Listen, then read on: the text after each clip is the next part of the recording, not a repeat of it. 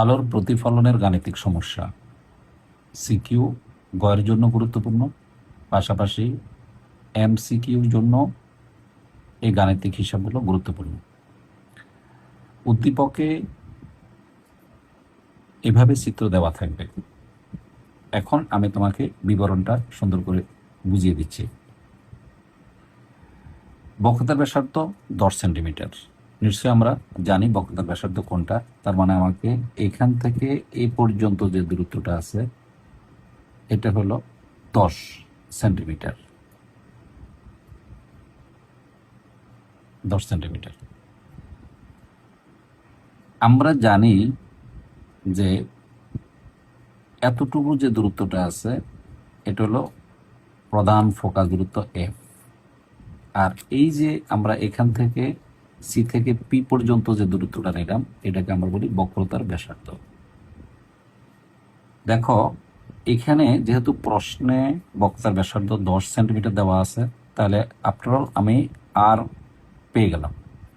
এখন আমাকে কিন্তু এখানে 2 নম্বর গাণিতিক সমস্যা বলা হয়েছে যে ফোকাস দূরত্ব বের করা, মানে এফ এর মান বের করতে বলছে, F is equal two what. তাহলে দেখো আমরা যদি 2 নম্বরটা আগে করি তাহলে প্রথমে আসবে এই যে আমরা জানি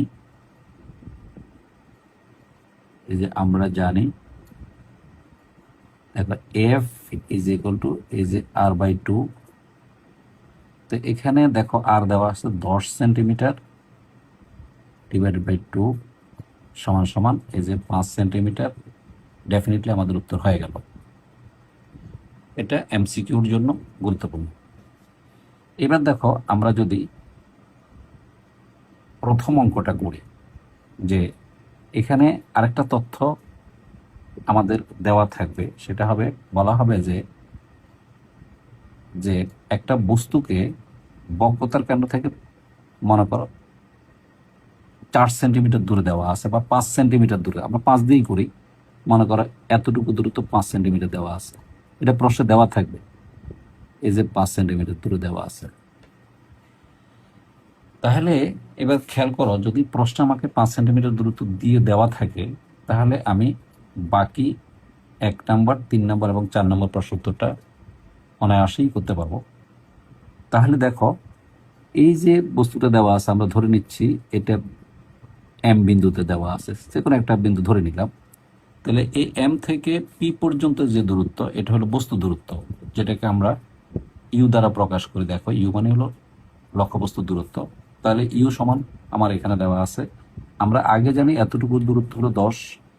এখন বস্তুটাকে যেহেতু আরো 5 সেন্টিমিটার বাইরে রাখা হলো, তাহলে এখানে আমার বস্তু দূরত্ব হবে 10 যোগ 5 ইজ ইকুয়াল টু 15। তাহলে ইউ পেলাম আমরা 15। আর এখানে আমাকে বলছে বিম্বের দূরত্ব বের করতে হবে, তার মানে আমাকে ভি এর মান বের করতে হবে, অর্থাৎ বিম্বটা কোথায় হবে বের করতে হবে। তাহলে দেখো আমরা যদি 1 নম্বরটা করি তাহলে আমরা জানি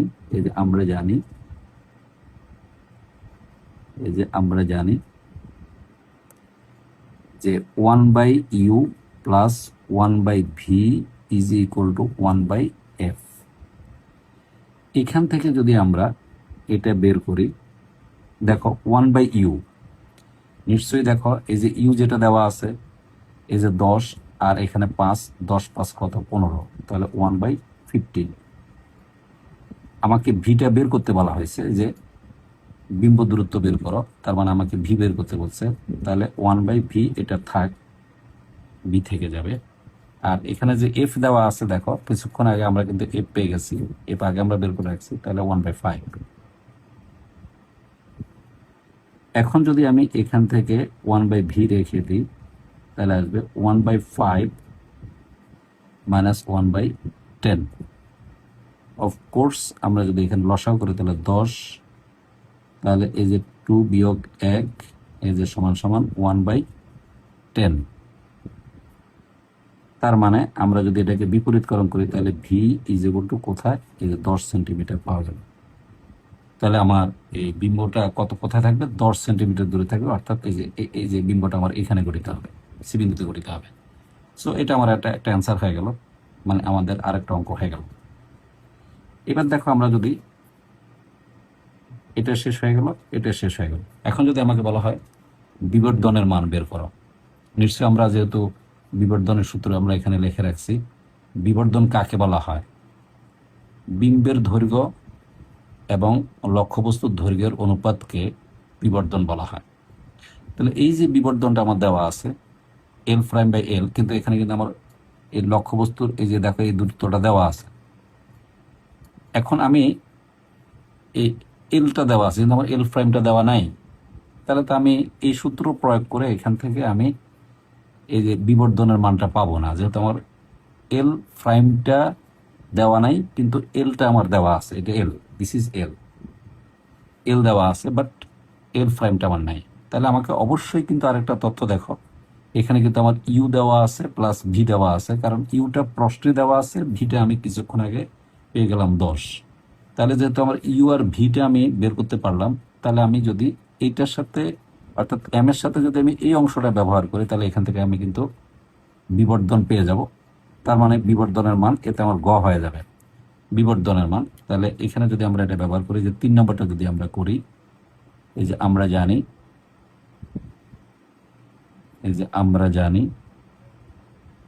যে বিবর্ধন এম সমান সমান এল, আমরা এল ইউজ করতে পারবো না, আমরা ব্যবহার করতে হবে ভি বাই এই যে ইউ, এটা মডুলাস। মডুলাস দেওয়ার অর্থ হলো এই দূরত্বগুলো সবসময় ধনাত্মক হবে, মানে দূরত্ব যে কোনো দূরত্বই ধনাত্মক হয়, এই জন্য আমরা এখানে চিহ্ন ইউজ করলাম। এখানে যদি আমরা এখন এম বের করি, যে এম সমান সমান ডেফিনেটলি এই যে ভি দেওয়া আছে, ভিটা আমরা পেলাম 10, আর আমরা এখানে যে ইউ দেওয়া আছে, ইউটা আমরা আগে পাইছি 10 আর 5 কত 15, তাহলে এখানে দেওয়া আছে এই যে 2/3, এই যে এত এই বিবর্ধনটা পাওয়া গেল এই যে 2/3। সো আমাদের এটা অ্যান্সার হয়ে গেল, বিবর্ধন হয়ে গেল। এখন তুমি এটাকে দশমিকে করতে পারো, দশমিকে যদি করো তাহলে আসবে 0.67, দশমিকে যদি করো তাহলে আসবে 0.666 আসে। আমরা যদি আসন্ন মান ইউজ করি তাহলে 10, এই যে এত আসবে বিবর্ধন, এখানে কোনো একক হয় না। এখন যদি আমাকে বলা হয় এই যে 4 নম্বর প্রশ্নটা করার জন্য যদি আমাকে বলা হয় যে যদি বিবর্ধনের দৈর্ঘ্য মানে অর্থাৎ বিম্বের দৈর্ঘ্য বের করো, এখন কিন্তু বিম্বের দৈর্ঘ্য বের করতে গেলে আমাকে আগে এটা বের করে নিতেই হবে, নাহলে আমি কিন্তু এই বিশেষ করে এই এটা বের করতে পারবো না। যেহেতু আমি এম পেয়ে গেছি, তাহলে এম, এই যে এম সমান সমান, এখন আমি এই সূত্রে এল প্রাইম বাই এল বসাবো। তাহলে যে এল প্রাইম বাই যদি আমি এল বসাই, তো দেখো আমি এটার মান কিন্তু পেয়ে গেছি, এই যে 2/3। এখন এল প্রাইমটা আমাকে বের করতে হবে, এটা হলো বিম্বের দৈর্ঘ্য। আর দেখো এল আমার দেওয়া আছে কত, এই যে 5 সেন্টিমিটার দেওয়া আছে, দেখো 5 সেন্টিমিটার আমার এল দেওয়া আছে, এই যে দিস ইজ 5। তাহলে যদি আমি এখানে বের করি তাহলে এল প্রাইম এই যে হলো 5 দুগুণে 10 উপরে যাবে, আর এই যে 3 নিচে থাকবে, তার মানে আসবে 3 পয়েন্ট কত, এই যে 3, এটা হলো আমাদের বিম্বের দৈর্ঘ্য, এত সেন্টিমিটার হবে।